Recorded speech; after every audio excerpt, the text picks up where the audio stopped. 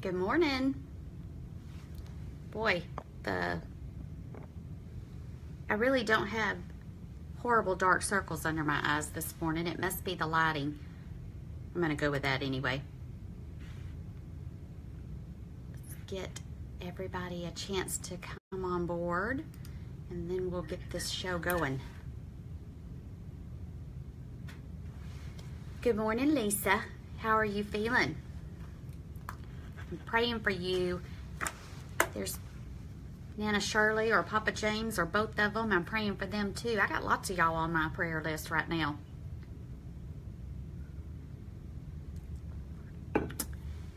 That's good though.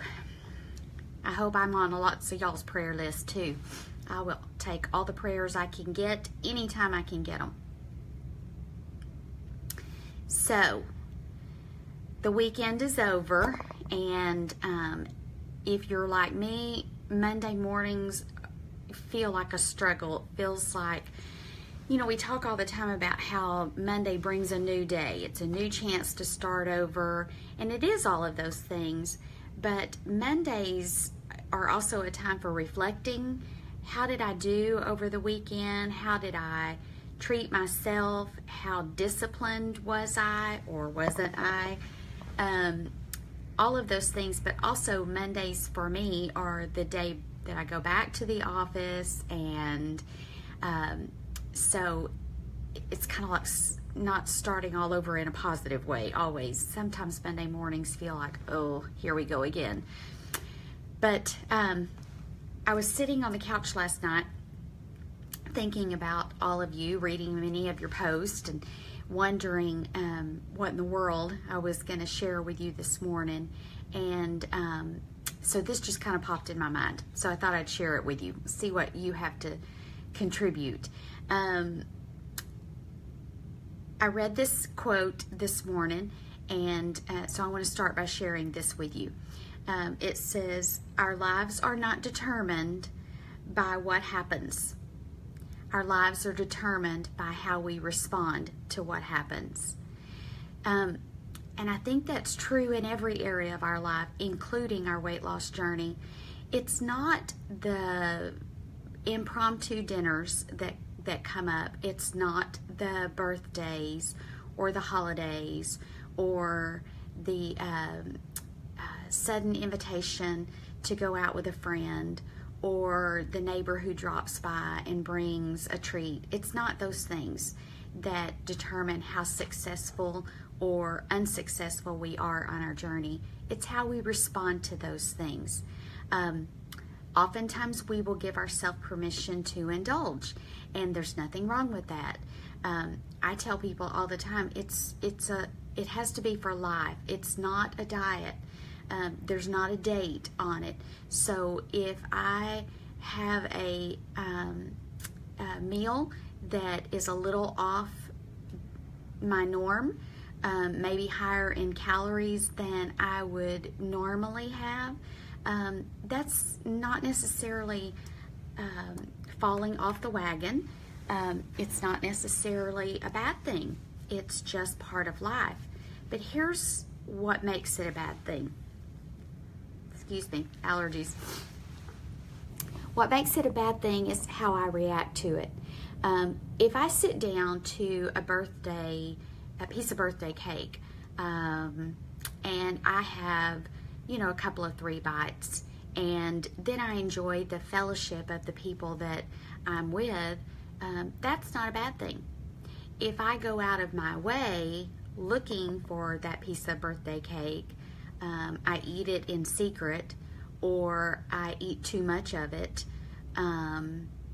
or I eat it for no apparent reason, and I know that it's gonna negatively affect my journey before the next weigh-in, then it's a bad thing. Having an extra bite of something to eat, or a treat along the way, or a celebration is not derailing you. It's not making you a bad Weight Watcher. It's not any of those things. It's just living. But it's how we respond, how we react to that. So here are a couple of things that I wrote down to think about. Are you craving it? Are you craving something that isn't part of your plan? And if so, stop and ask yourself, why am I craving this? Is this an emotional thing? And if so, I need to figure out how to deal with it in a way other than my mouth. Maybe you could journal, or maybe you could go for a walk, or maybe you could call a friend. But eating is not the solution to an emotional issue. It just isn't. You can't make those emotions better or make them go away by putting something in your mouth, whether that's food or drink. If I'm going to have it, what's the right portion? Do I have to have the whole thing, or can I just have a couple of bites? Share it with somebody. Don't take the whole piece of cake. Don't take 2 of the cookies. Maybe break one in half so you just get a taste of it and then you move on. Can I control this? Or is it going to cause me to cave and go completely off the rail? We tease a lot and say, I fell off the wagon. Well, every now and then we do fall off the wagon, but more often than not, we just jump off of it. We climb right down off that wagon, knowing full well what we're doing, and we know what the consequences are going to be, but we do it anyway. And so that's not the wagon's fault. That's not even the wagon driver's fault. That's my fault. When I climb off the wagon and I know what I'm doing and I do it anyway, I have nobody to blame or put responsibility on but me. I have to own it. So my teaser today was the one thing that you should never ever eat. And that one thing is different for all of us. But the one thing I caution you to never ever eat is the one thing that you can't control that will totally derail you. The food that you can't portion. The food that you can't say, I'll just take a bite and move on. And that may be a drink. It may not, for some it's a wine or a beer or something. For others, it's sugar. For others, it's the salty snacks. But whatever yours is, and we all have one of those, whatever your food is, that we call it a trigger sometimes, but the one thing that will totally upset your apple cart is the food that you should never give yourself permission to eat. Will there ever come a day that you can? Maybe. And if so, you'll have to be the judge of that. But I'll be honest with you and tell you, I don't know what it's like to be an alcoholic. I don't drink alcohol. I'm not saying there's anything wrong with it. I just don't. I don't like the taste of it, so that's not an issue for me. But I do know what it's like to be addicted to sugar. And while you may say those are not even close, they may not be. Again, I can't speak on that, but I can tell you that the cravings that I have to deal with when it comes to sugar are incredibly strong and incredibly crippling if I allow them. So if I know that giving myself permission to eat a cookie today means that it will be easier for me to eat another cookie later this afternoon, or an ice cream or something, sugar. Once I start, if it's going to be difficult or impossible for me to stop, then I have to not start it until the day comes that I can control it. So figure out what your food is that you can't do. You can't have it in the house. You can't start taking 1 or 2 bites of it. figure out what that is, and tell yourself, until the day comes that I'm in control of that food, I can't have it. I can't taste it. I can't start down that slippery slope. We're coming up on the spring fruits and vegetables, and they're so good. And so there's so many healthy options that we can turn to instead. So have those ready to go. Don't just buy the fruit and bring it home, put it on the counter and let it go bad. Bring it home, wash it, cut it up, have it ready. Same thing with your vegetables. My husband and I have 3 children, and they all eat very healthy. They didn't learn that at home, sadly, but as adults they do. But one of our daughters keeps raw vegetables cut up in the refrigerator and sitting out on her kitchen counter all the time. You never go to her house without them sitting there. And the reason is she wants to make healthy stuff within reach for her and her husband and her kids. And those 2 of my grandkids don't eat junk. They never have. From birth, they don't. They take raw vegetables in their lunch to school. That's their go-to snack by choice because they've trained themselves. So we can train ourselves to do the same thing. We just have to make sure that while we're training ourselves to eat healthy, which is the premise of Weight Watchers, while we're teaching ourselves to eat healthy, we can't keep allowing that food that throws us off to sneak in to our diet every day. Because then our taste buds and our emotions say, I don't want the raw vegetables. I want the donut or the ice cream or the chips. If those aren't there, but the fruits and vegetables are, eventually we'll train ourselves to reach for those. You know the old saying, if it's out of sight, it's out of mind. There really is a lot of truth to that.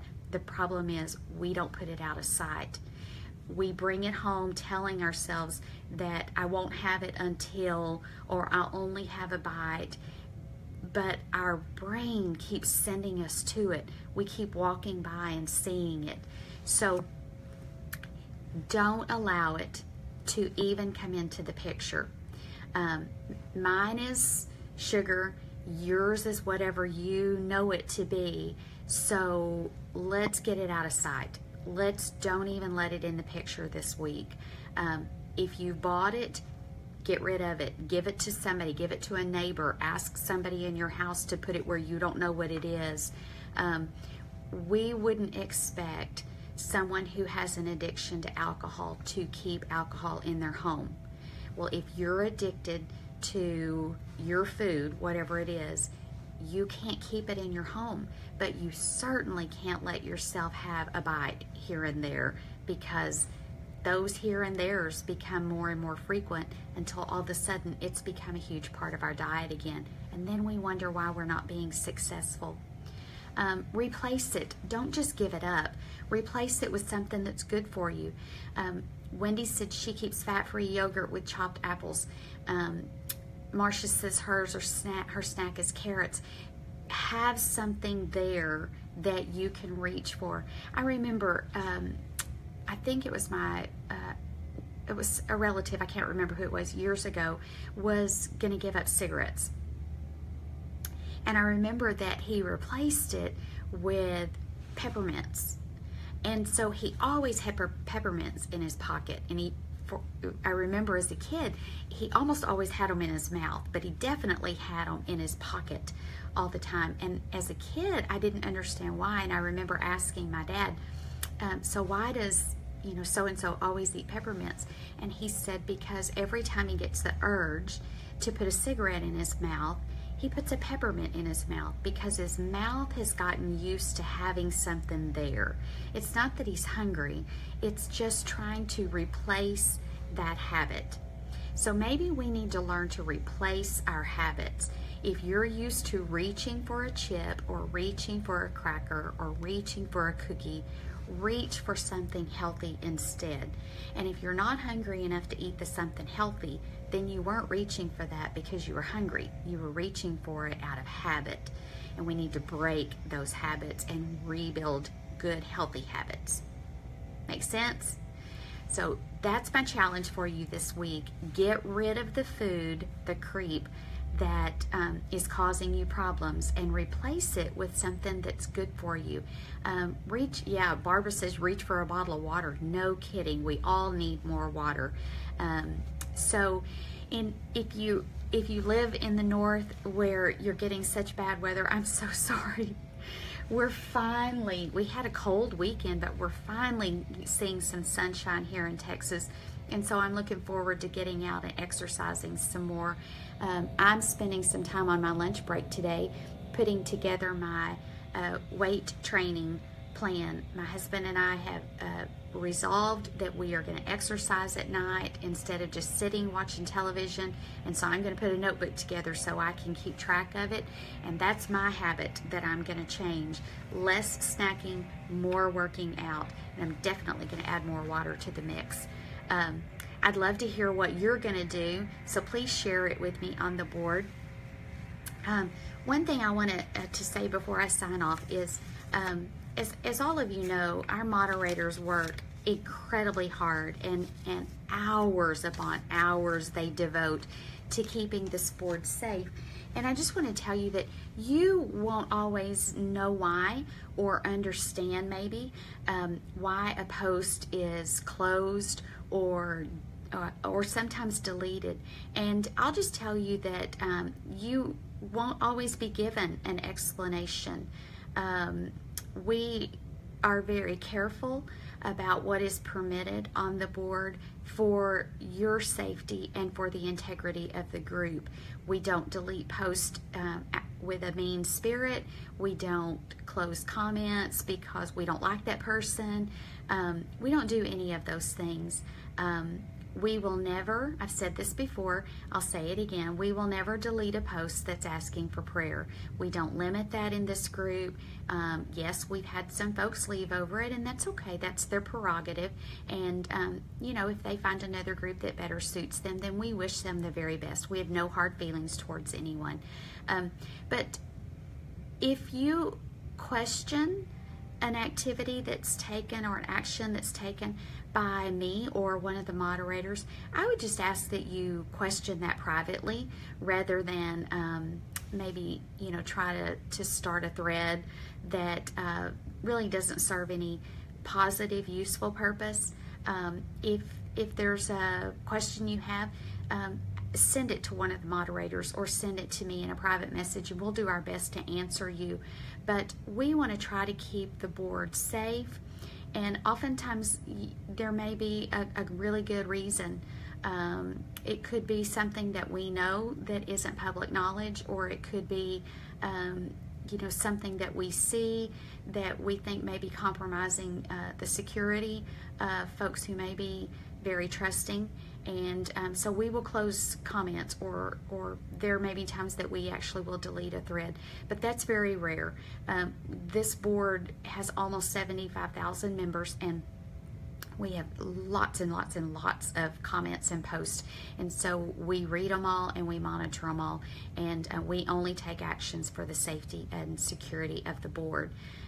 So thanks for understanding that, and I wish you the very best this week. I hope you have a wonderful week. I hope you have a wonderful weigh-in, and thanks for being kind and supportive of each other. And I think that's it. I'll try to get, I'm at work today, but I'll try to go through and answer any questions and comments you may have. But just be kind to one another and be kind to yourself. Deal? All right, see you on the board. Have a great day.